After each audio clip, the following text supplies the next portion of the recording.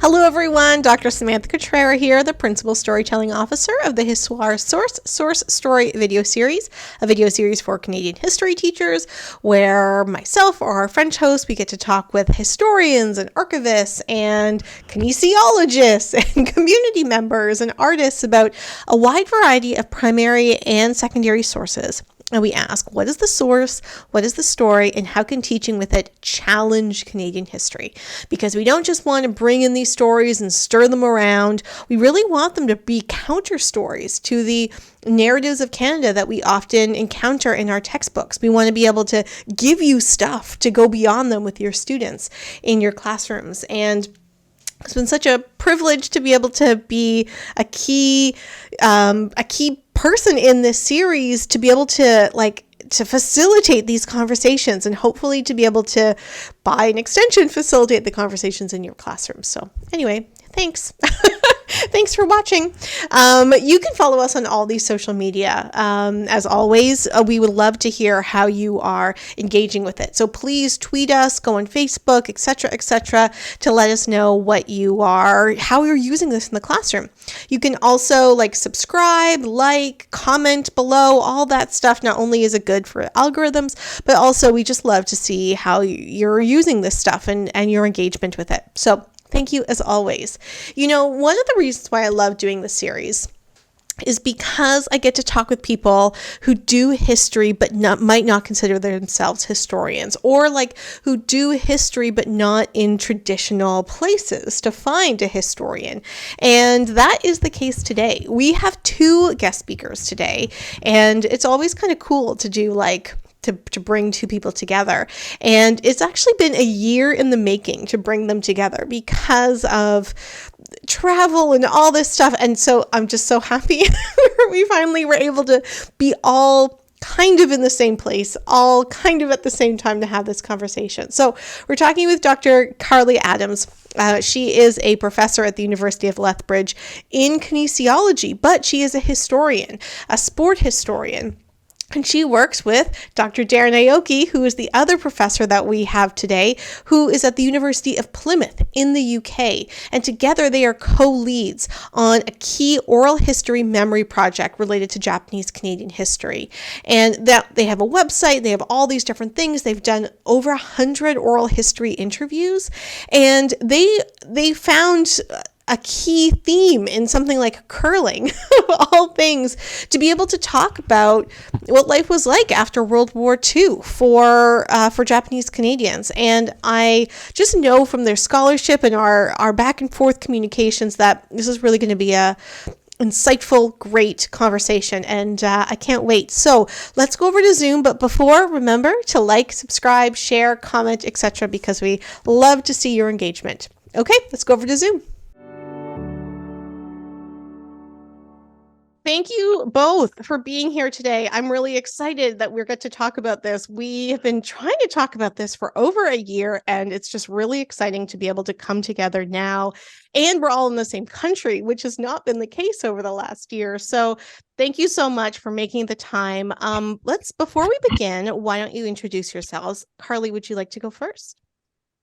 Sure. Thanks, Samantha. Thanks for having us here today. I'm Carly Adams. I am a professor at the University of Lethbridge in the Department of Kinesiology, and I'm also currently a co-director of our Center for Oral History and Tradition at the university, and I'm a sport historian by training. Yeah, it's so great that we're having this conversation because we talked with another sport. I don't know if she would identify herself as a sport historian, although I think she may have fallen into being a sport historian. But she also works in kinesiology, Courtney Cizo. And so it's so great to be able to bring these conversations together. Thank you so much, Carly. And Darren. Thank you very much, Samantha. So I'm Darren Aoki, and I'm Associate Professor in World History and Oral History at the University of Plymouth, based in the United Kingdom. My sort of area of specialization was actually in Japanese history, but more recently I've been interested in the projection of Japanese populations across the globe, which is actually my own background. And I'm particularly interested in southern Alberta, where there's a large Japanese Canadian community. So thank you very much for having us. Thank you so much, Darren. In fact, you are the first Well, I don't want to say international. We've had a couple Americans, but you've the first person not in North America to speak on this particular series, even though you are in Canada right now. So thank you Yeah. so much for joining us. So thank you both. However, it would be great to know why we're doing this together. Would one of you like to introduce your connection to each other and the kind of larger conversation that brought us here together? Absolutely. Thanks, Samantha. Darren and I are the co-leads of the Nikkei Memory Capture Project. And this is a project that Darren started a long, long time ago in 2011 when he started doing some pilot interviews in Lethbridge. And then he brought me on board in 2015. And since then, we've been working quite closely together with a team of researchers and some community partners as well, the Nikkei Japanese Garden, the Nikkei Cultural Society in Lethbridge. And together we are the leads of the Nikkei Memory Capture Project, which we were very fortunate to get a SSHRC Insight grant for in 2019. So that's how we connect and why we're here together today. That's great. Thank you. And links and more information about that project is down in the description below. And when we conclude our conversation, we always have like where you can get more information, and we'll make sure that the website is there as well as a way to bring it together. It's really great when we are able to have these conversations around these kind of interdisciplinary projects, especially when they are built with community. It's nice as a knowledge mobilization kind of thing, but it's also just nice to be reminded about the complexities of research and the ways that we're able to share it and grow it. And so thank you both for being here. So when we talked with Courtney, the source that she brought in was a hockey stick, which is, something that is very kind of indicative of Canadian sports culture. And you were bringing in a very similar type of source. Is that correct? So what is our source we're talking about today? Yes, thanks, Samantha. Today we want to talk about the curling stone.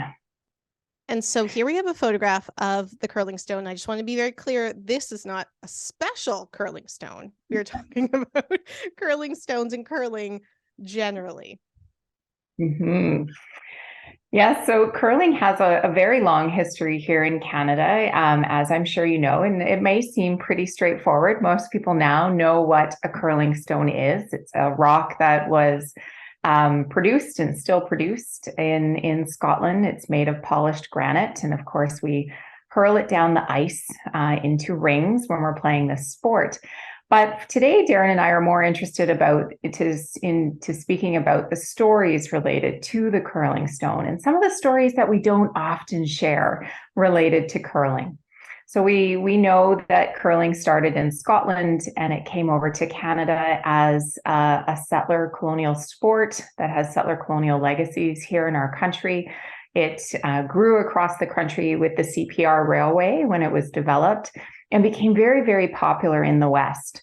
But the story we want to talk about today is about the Japanese Canadian communities in southern Alberta and how they used this curling stone as part of their Japanese Canadian curling bonspiel that they started in 1953. Okay, so that's a great source. I love it. But what is the story or the stories that we're going to focus on today? Mm-hmm. So we're going to tell a number of stories today, and Darren, I'll start and we can pass this back and forth. So do feel free to jump in if there's something you want to develop more. I mentioned the Japanese Canadian curling bonspiel that was started in 1953.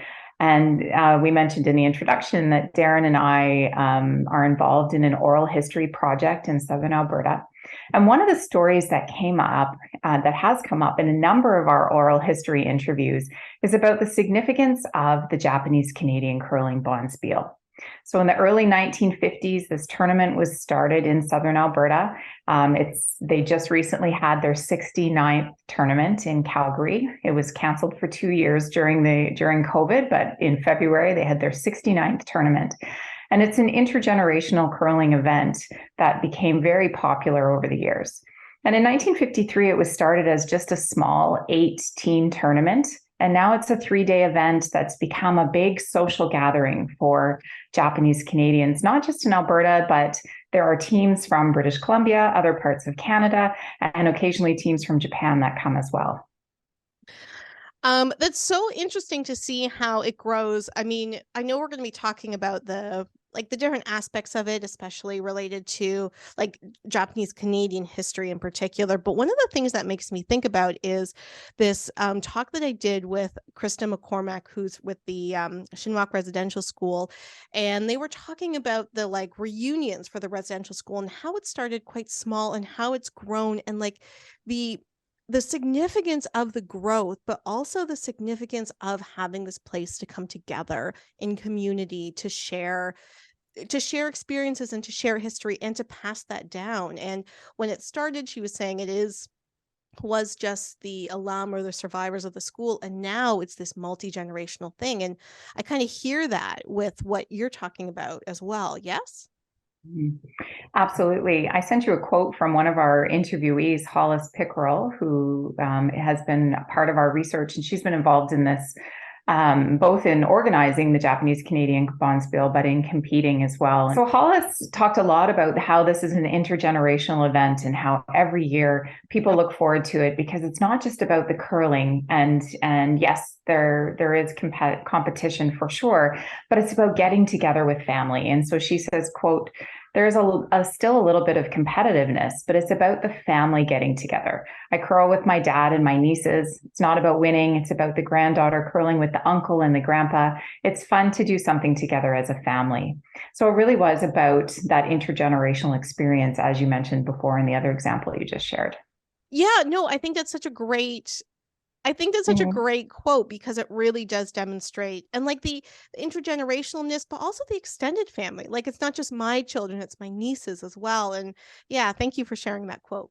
So I was actually speaking with somebody who competed in the bonspiel just this past weekend, and for her it's Kendra Nakagama, and she's involved in a team actually that brings together a number of women from different families, but across generations. So, one thing that she really emphasized was this sort of bonding between different generations, not necessarily within the same family, but right across the community. Mm-hmm. Mm-hmm. Yeah, and it's interesting that well, I mean, was this created as a way to do that? What are some origins of the bonspiel? Mm-hmm. That's a good question. One of our interviewees told us that, a bunch of people were sitting around one day and somebody said, oh, we should have a bonspiel. Let's do a bonspiel because they were curling at an outdoor rink near Lethbridge in southern Alberta and decided that this would be a fun event. So it developed from there as something really, really small and then just grew over time. It is a Japanese Canadian only event. So you do need to be Japanese or be married to somebody who is Japanese to be involved in the event. And that has stayed the same over the years, over the last 70 years. And so it really, it had very small origins and has grown into something that has become quite widely revered within the community for sure. And today we wanted to talk about some of the stories as well, Samantha. Maybe I'll share one now if that's okay. Speaking about intergenerational relationships, one of the women that we interviewed a number of years ago, Elsie Sasaki, she became really an important part of this story in terms of the women's experience with this. It was started initially as mostly men who competed in the bonspiel. And over the years, more and more women were curling and they wanted to compete as well. And some of them joined the men's teams. And then over time, they decided they wanted to have their own women's division. And Elsie and a number of other women were very instrumental in saying to the organizing committee, like, we want to have our own section to be able to do this. And so Elsie's story is pretty interesting. She got very interested in curling. I have a picture there for you as well with her and her 3 daughters. She taught her 3 daughters how to curl. And she lived in a small town in southern Alberta called Taber. And in Taber, there was nobody that was teaching curling. And she really wanted to learn. And so she would watch the men, she would read Ken Watson's curling books, whatever she could get her hands on to learn. And then she went to our national curling organization to learn how to teach. And so she spent decades teaching people in the community how to curl as she was developing her own skills and being a part of the curling community as well. And so curling had a huge impact on Elsie's life as one example. I mean, it had an impact on many, many people's lives, but Elsie's one very interesting example who also gave back to the community by teaching curling for many, many years. Thank you. Yeah, it's so interesting because of the ways, again, that, we talked about intergenerational, but you build that into your own practice when you want to do teaching. And it also is saying, like, I want to ensure that we are continuing this, not just the sport, but the community building and the practice and all the different elements that come with that. Thank you for bringing her story to the series. I do have a couple of quotes from Elsie as well from her interviews that I would love to share, because I do think they speak to some of this, and having Elsie's voice as part of our discussion today, I think is really important. And then maybe we can invite Darren after that to provide some of the larger context about what's happening and within the Japanese Canadian community within this period. I think that's great. Let's go over to screen share and read some of her words. So this is a quote from one of the interviews we did with Elsie. And here she talks about what the sport meant to her. And she says, "I learned a lot from watching them, the men.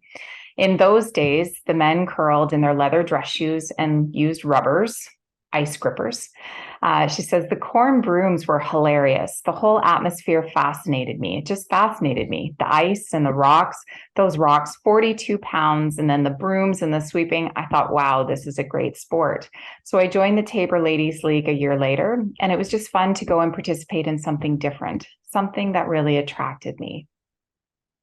So in the interview we did with Elsie, she talks a lot about how enamored she was by this sport of curling, watching the men on the ice and learning from them, and how much she just really wanted to play.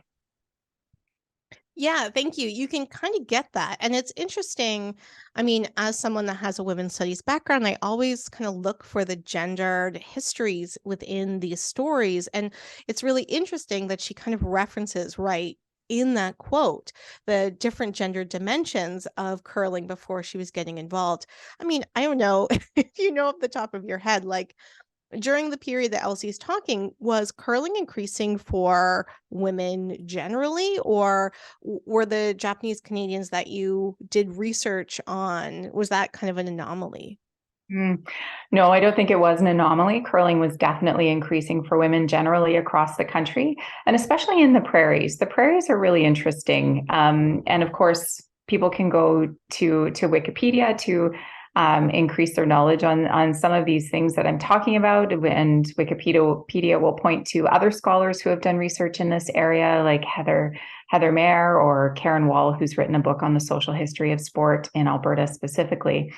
But what those scholars have found and looked at is that by the 1960s, the West had 17% of Canada's population, but 66% of the nation's curling clubs were in the West. So many of the women that we talked to about their curling experience talked about how important curling was in their life, right? Thinking, if you think in the 1960s, 70s, and into now even, curling really is about the community coming together, but it's also, a space of community gathering. So it's not just about the sport, it's the whole event. And so Elsie told us, she says, quote, "Curling was really important in my life. It was the beginning for me to begin who I am today and happy. It's been a tough road, but really rewarding. And my kids, I love my kids. Oh gosh, family is the most important thing. Probably one of the best things that ever happened was to join curling. It gave me a new look at life. I knew it was going to be hard living together and starting out farming. I knew it was going to be hard, but I was okay with that. But the curling just brought new life into me. It was like seeing the world differently." And I love that quote from Elsie. That's probably one of my favorite things she said to me, was that it was about seeing the world differently, right? She's farming, she's living in a small community, and curling gives her a different outlook, a different place to be in the world. And so that was really impactful for me, that she's seeing the world differently through this sporting activity that she's doing on a regular basis.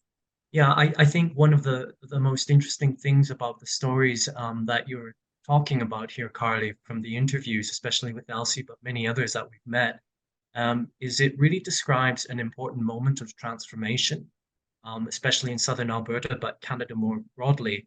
The wider context behind this, and especially what Elsie's talking about there, is a very tragic event, actually, that happened to the Japanese Canadians. So as when Imperial Japan attacked Pearl Harbor, the United States, as well as its invasion of Southeast Asia, obviously that then pit against each other the British Empire, of which Canada was a part, and then Imperial Japan.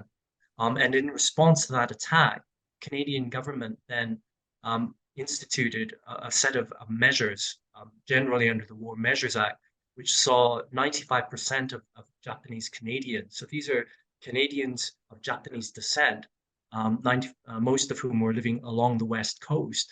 They were then rounded up and then taken out of their homes and then placed in incarceration settings right across the country. So there's three general incarceration settings.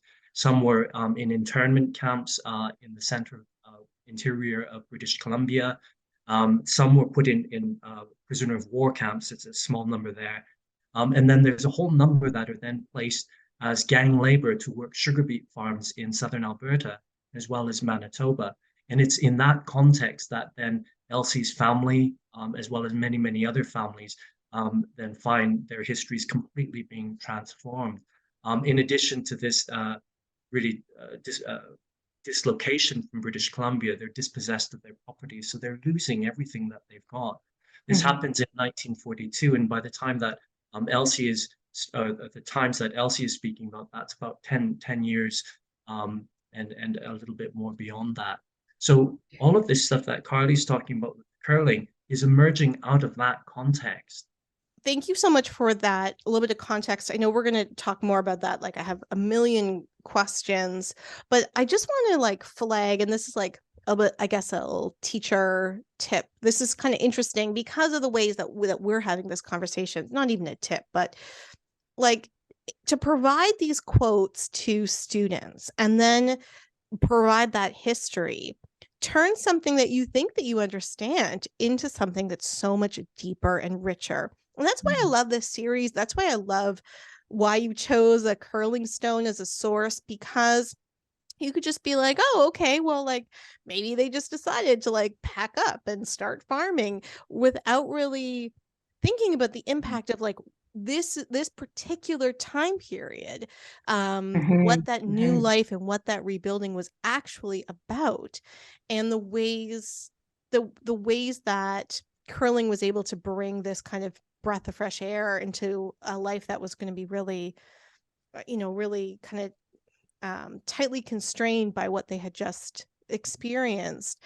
And so I just appreciate that we're having this conversation. And I love the fact that we were able to see the quotes without that context, because I think it will really help really put that lesson to students even more. Like what new life did you think they were talking about? What does it mean to lose your property, lose your possessions, and be told by your country of birth that you are an enemy?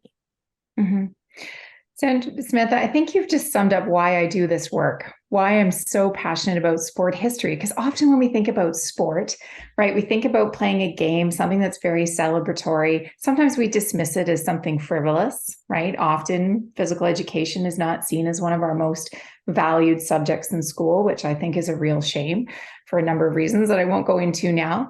But thinking about the histories of sport are fascinating because it's a lens into the whole fabric of society, to our social relationships, to our cultural relationships, to the economics and politics of the time. And so when you think about a curling stone, it's seemingly innocuous, right? It's something that we like, you could dismiss pretty easily. But there's all these different layers of really complex histories that relate to them and that are really, really significant to people's lives. And so that's why we're here today, to talk about all these different stories. And I think too that it's really easy to be like, oh, it's sport, it's physical education. It's not academic, it's not historical. But, actually Facebook today reminded me of a student I was working with, a college student who wrote this paper on gender and soccer. And I had a librarian oh, sorry. I had a librarian say, like, you should really get students to talk about something more academic. And I was like, well, here's a student that's reading about feminist theory related to something that he spends hours doing and watching. And I think that's pretty amazing. And so to be able to bring in those connections for students, because some students are much more connected to sport than they are with something that's traditional history, but to demonstrate that complexity, I think is just amazing. And so thank you both for being here to have that conversation. Betty appreciates it too. Darren, there's more history, I know. Is there any more that you want to speak to right at this moment?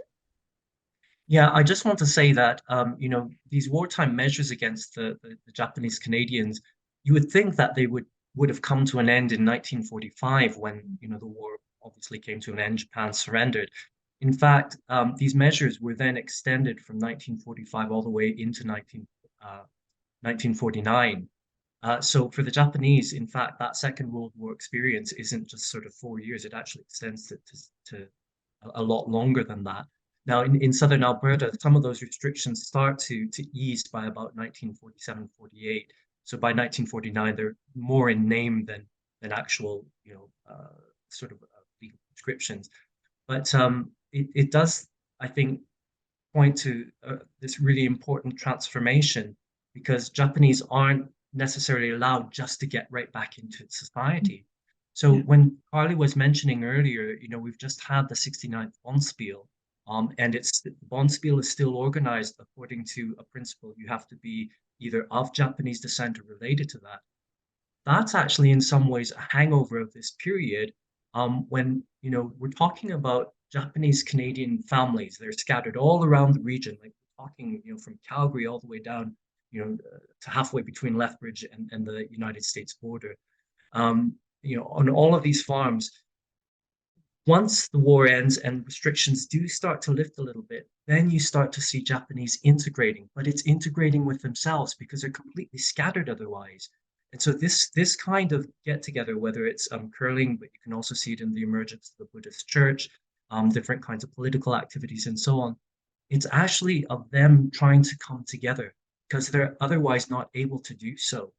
Curling is really important because it happens in the winter when Japanese are working on the sugar beet farms, the labor, the requirements for labor isn't there. So curling becomes in some ways a kind of natural way for people to come together. And when they're doing that, they're doing it in a highly segregated environment. They're not allowed to go, into the city of Lethbridge, for example, until, into the late 40s.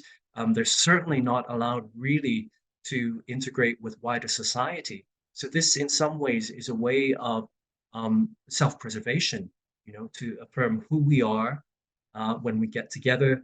This is what we're going to do. It happens then to be this Canadian sport, which or associated with, as a Canadian sport, and they're sort of in some ways inhabiting that and making it their own.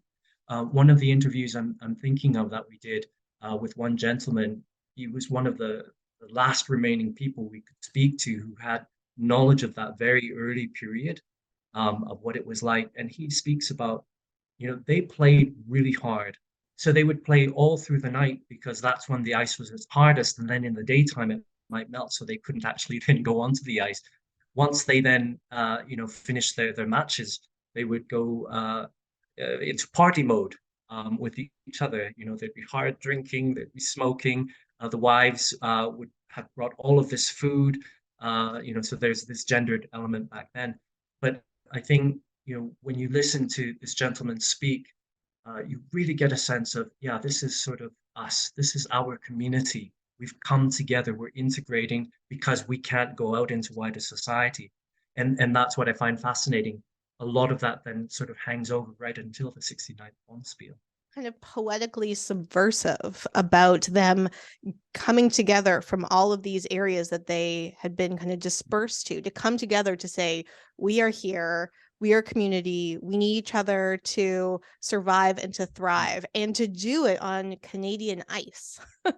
There is something so, like I said, poetically subversive about that as kind of an image, but also that I don't know, something about the idea of like hard partying after, or even just hard playing through the night, to me is also feels like a trauma response, right? Like to be able to be like, we're going to do this hard, we're going to do this really full on because we need this outlet to be able to remind ourselves that we are here. Yeah, that's so interesting. I also just want to bring up, like, I think it's so easy in our classrooms, and this is not a criticism, it's really just kind of a fact, to be able to, when we talk about the world wars, to be like, it's this little period, it ends, it moves on. So thank you, Darren, for bringing up like that for many Canadians, like measures were still in place, but also even if those measures weren't still in place, like just because it ended, it didn't mean that it ended. And that to be able to think about those after effects and what that rebuilding was like. And it's not all just like post-war rebuilding of big houses and baby booms, but so many different elements of that. I think that you bring in some really great complexity to invite teachers to be able to invite to their students to think about that even more. So thank you for both of those points. Samantha, it's really interesting that you said that, because that's something we talk a lot about in this research. And when we tend to think about the history of Japanese Canadians in Canada, we often talk about what happened during the Second World War, during the internment and relocation. And we don't often talk about what happens after. And that really is the focus of our research. We're interested in the everyday lives of in this case, Japanese Canadians, and the complexities of those lives. And of course, there's always the trauma from World War II. But everyone's lives are much more complex and diverse than that. And so we want to know, like, what happened with food culture? What happened with sporting culture? How did people use different social activities to rebuild their lives in different communities? And that's really the impetus for our research. Yeah, and like in 2020, when the pandemic started, I started a different video series called Pandemic Pedagogies, where I talked with historians, but mainly history teachers and history educators about, how are we going to teach history after this? And I talked to some really great historians related to World War II and World War I. Sarah Glassford comes to mind, in which she was like, when we are doing the studying of war, like we can think about, yes, the lowlights, but also elements that are the highlights, and how do you reconcile that in this situation that is completely a low light, right? Like a war, but also like a pandemic. And that was those were the connections that she was building to like get students to think about, okay, yes, what are some, like, yeah, the situation globally is terrible right now. What are situations to you that are the same, that have changed? What are things that are surprising highlights? What are things that are changing and that have been really great? But what are things that have been changing for the worse? And I feel like some of those questions related to students' own processing of pandemic experience can kind of be brought up with this conversation as well. Of course, it's a totally different situation, but I'm kind of feeling echoes that can be some really interesting kind of inquiry or discussion questions that also get students into thinking about the experiences of Canadians who had Japanese descent after the war as well. And again, I think sport is really interesting as a lens to think through, right? When we think about what happened with sport during the pandemic, I mean, initially everything gets shut right down, but then it becomes this way of like easing back out into the community. Of course, we have, different restrictions in different provinces across the country, but it becomes a means of rebuilding. And I agree completely. I think there are some parallels here. Darren, you looks like you wanted to say something there as well.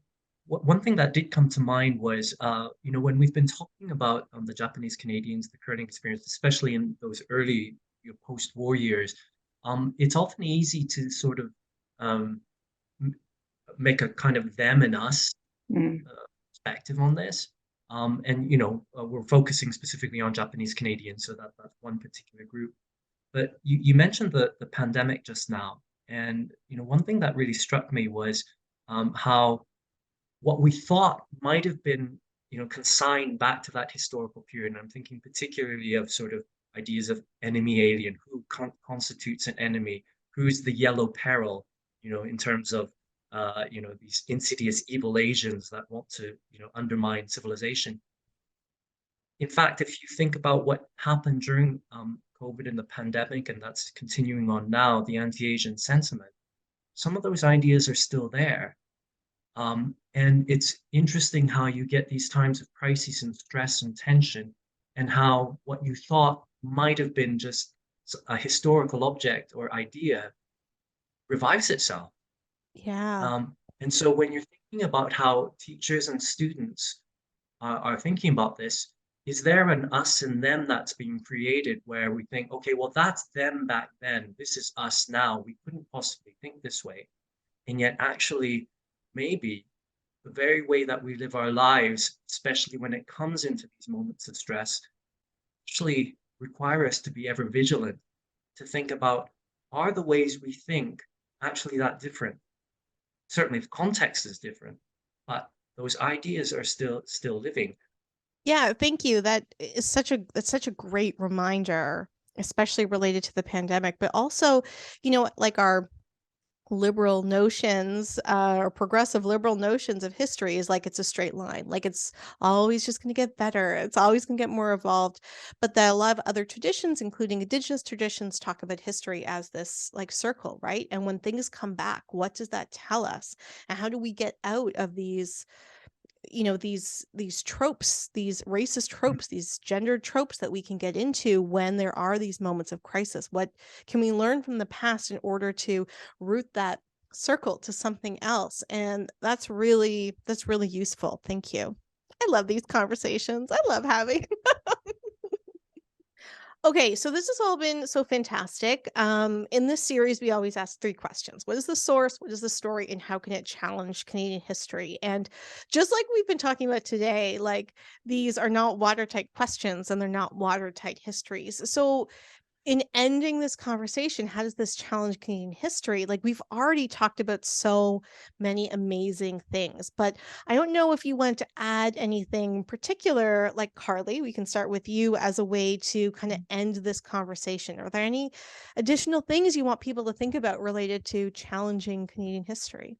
I love that idea of challenging Canadian histories. And I think it's really important to start by asking questions, right? So as a student, as a teacher, as myself, anytime we hear a story or a history, we need to recognize that there are layers of histories and multiple histories that go along with that story, and to ask questions. What voices are we not hearing from those histories? What's missing, and how can we learn more about those gaps?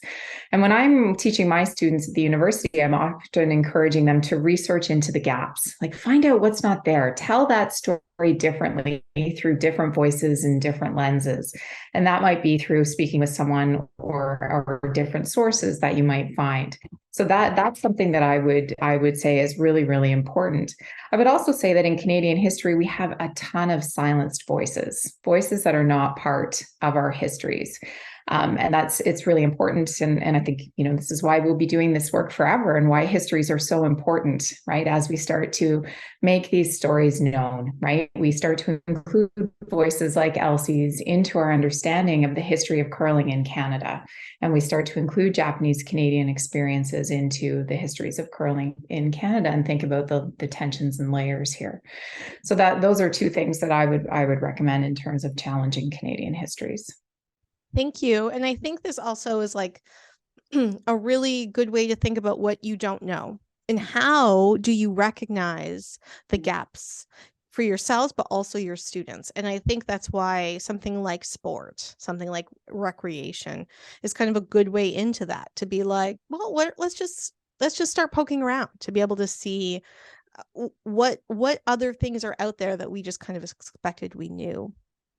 So thank you. And Darren, is there anything that you want to add as a way to challenge Canadian history, or like the methods or things that people should think about as a way to conclude our conversation? Yeah, I think one of the things that I always emphasize with my own students is that when you start engaging with these stories from the past, you actually are implicating yourself within the historical record and within history itself. In other words, you yourself, by taking interest, showing curiosity in, wanting to hear and understand what these stories are, you've made yourself a historical actor. That decision is so important. So when you're thinking about these stories, it's never just about me being sort of here and those stories are there. By engaging with them, you're bringing yourself into that story. And then when you start thinking about, your own aims and aspirations of who you want to be, what the kind of community you want to live in, that itself is actually a historical act. It makes you into, somebody who's going to shape what happens now, that becomes the past, into the future. So, yeah. Yeah, yes, definitely. And I think that it's so easy. It's so easy. Well, maybe it's not that easy. I don't know. Maybe I'm being a little cynical about some history education work that's being done right now. Anyway, that was a weird editorial.